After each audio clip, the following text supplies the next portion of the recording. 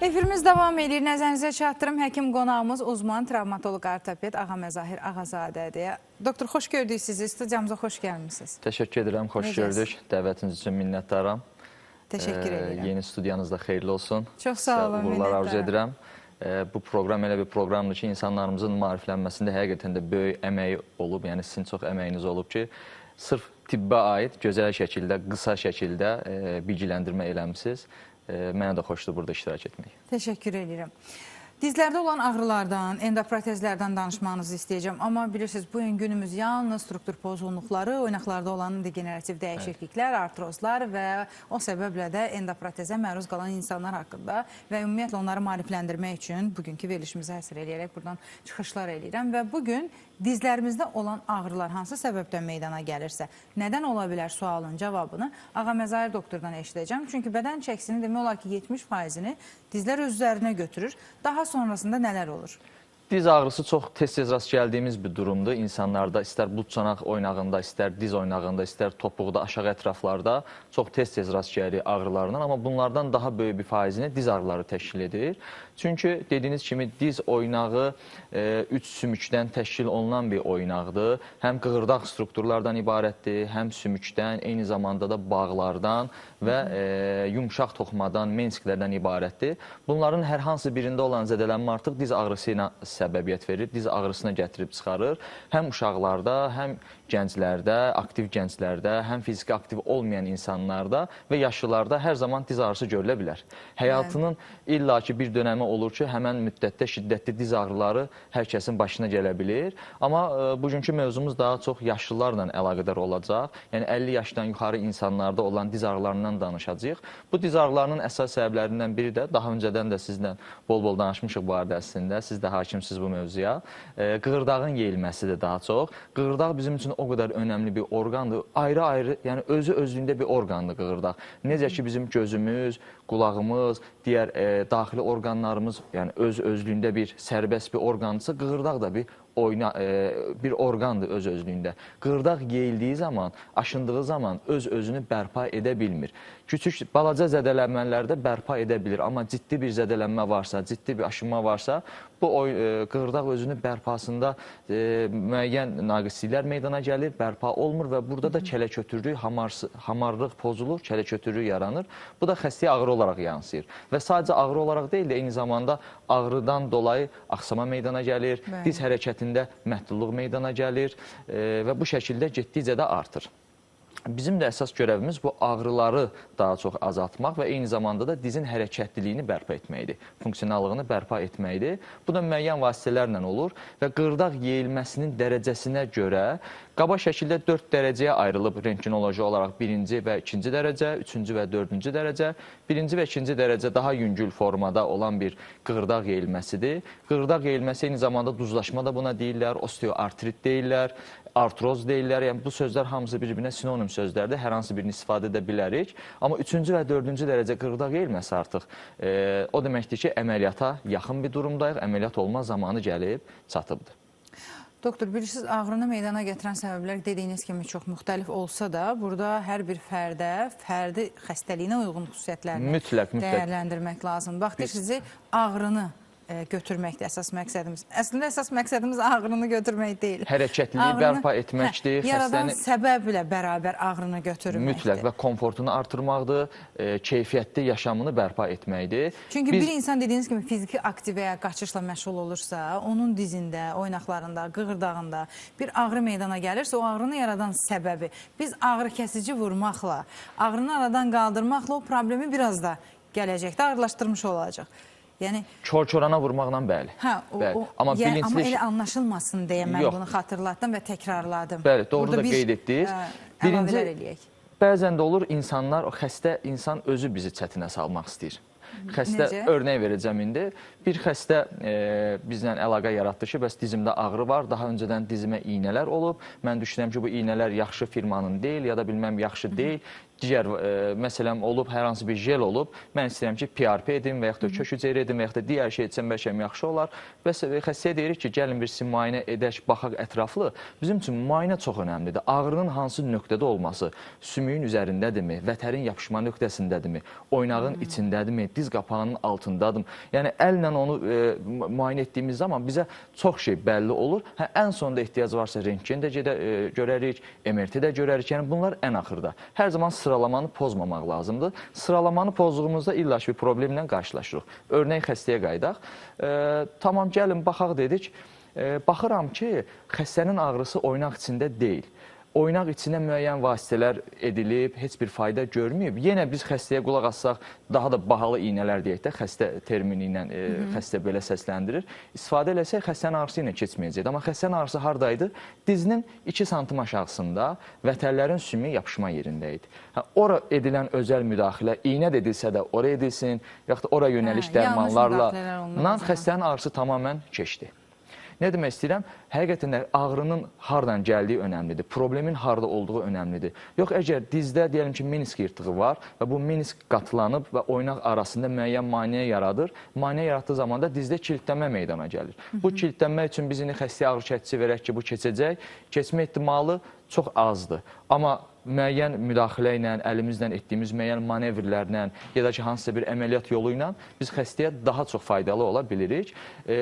Bununla yanaşı biz ağrı kəsici də təyin edirik. Ağrı kəsicilər travmatoloqların olmazsa olmazın bir preparatıdır. Həqiqətən ən çox yazdığımız, ən çox istifadə elədiyimiz, istəyir beyin cərrahiyyəsində, istəyir travmatologiyada, digər cərrahilərdə ən çox istifadə etdiyimiz ağrı kəsicilərdir. Amma bilinçli şəkildə, yəni bilərək bu olaya hakim olaraq bunu istifadə edirik.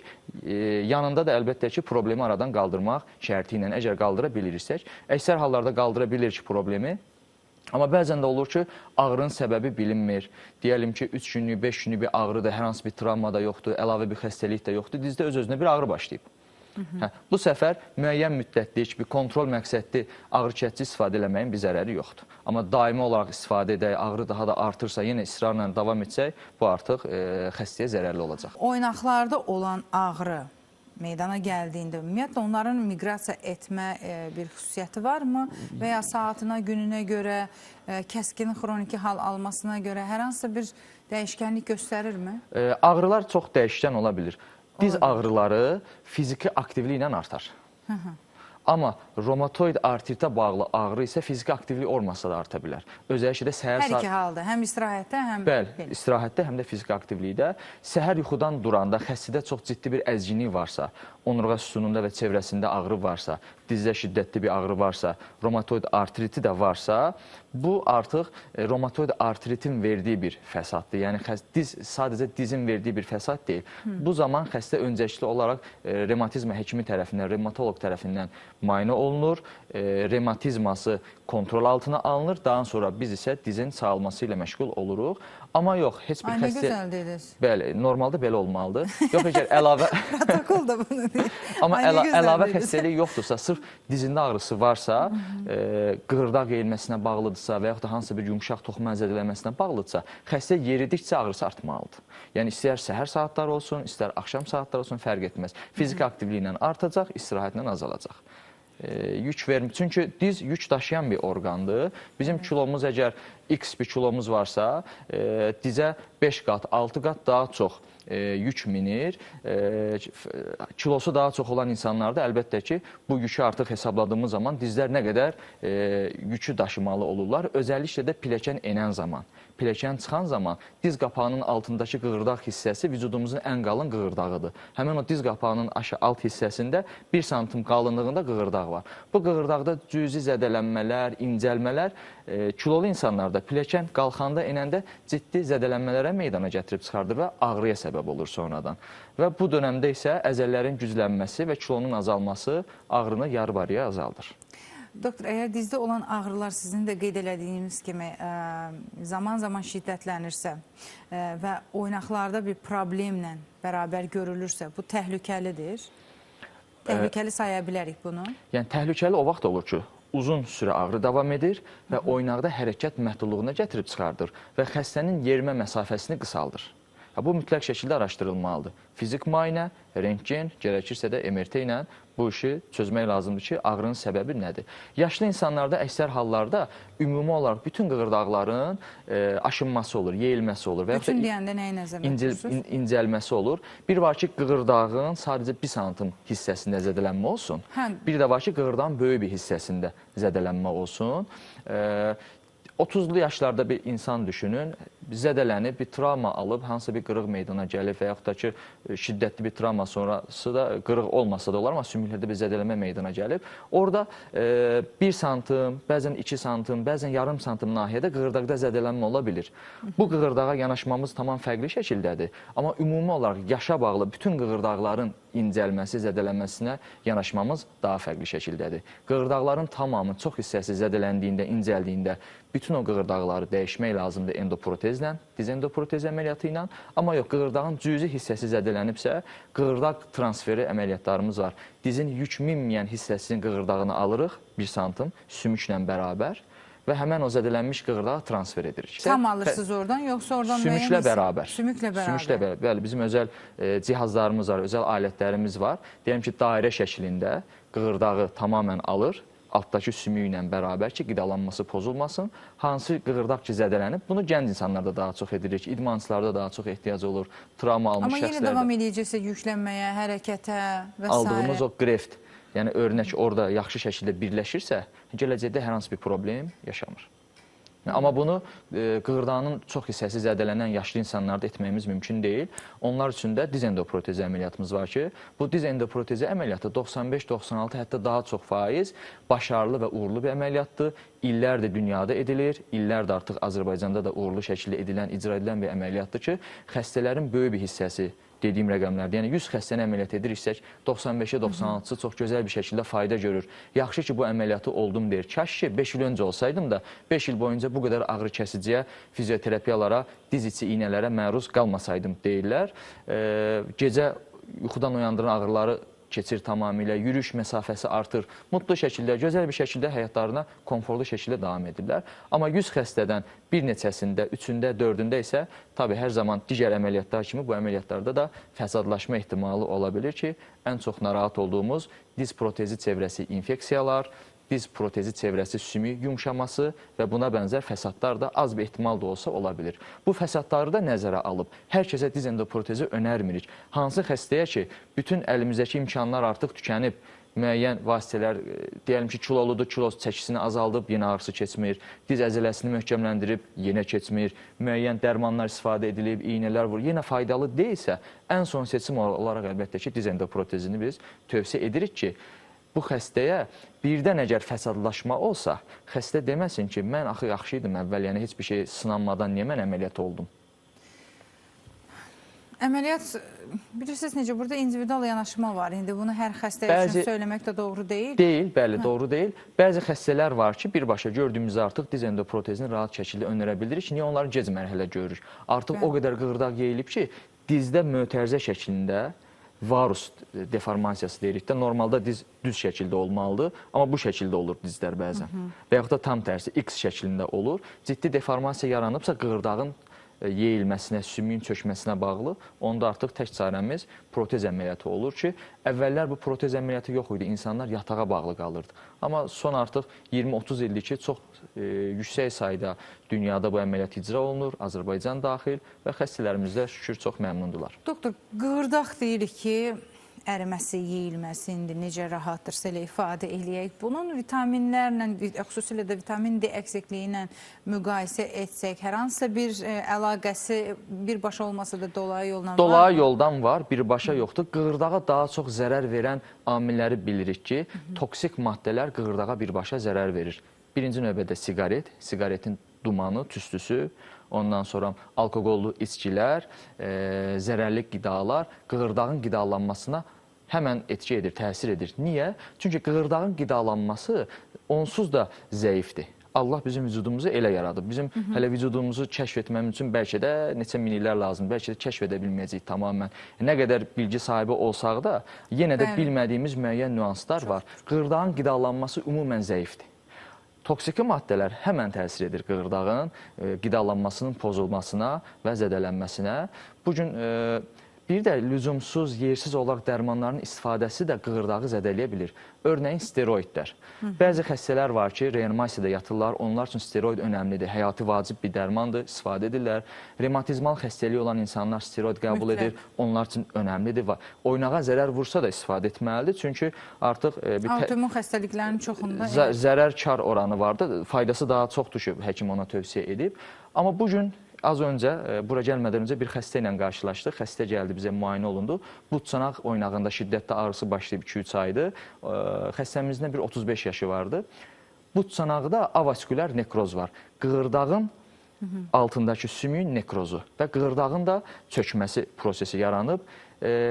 Xəstə ilə söhbət etdik, danışdıq uzun müddət. Xəstə bir neçə ildir ki, bəlkə də 10 ilə yaxındır ki, özünün dediyinə görə steroid qəbul edir.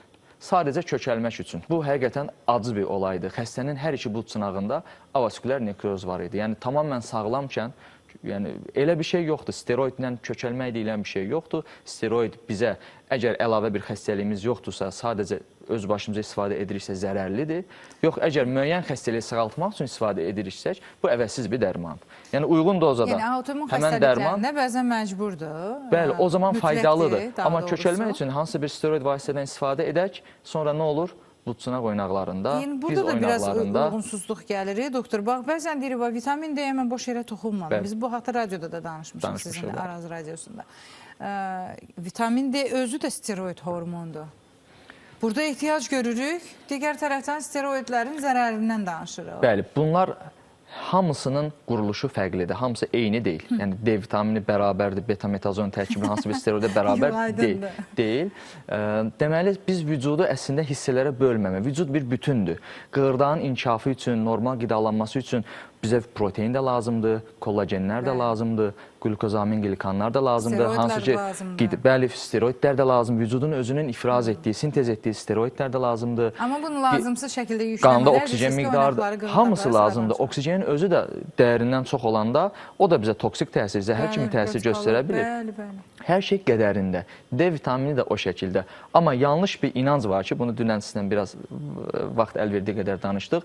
Dizim ağrıyır, mən gedim D vitamini içim, ağrım keçəcək, düzələcək, qığırdaq, elə bir şey yoxdur. Əlbəttə, qığırdağın inkişafının pozulmasında, yeyilməsində müəyyən vitaminlərin rolu var. Vitamin E kimi, D vitamini kimi. Amma birbaşa ona bağlı olmamalıdır. Qanımızda müəyyən müddət, zaten 50 yaşdan sonra osteoporoz riskləri artır, özelliklə də qadınlarda. Osteoporozdan kontrollar verirlər. D vitamini, kalsiyumumuz azdırsa, ona uyğun bir dərmanlar başlanır ki, Əli doktor o barədə çox geniş danışıb zaten fizioterapiya həkimimiz.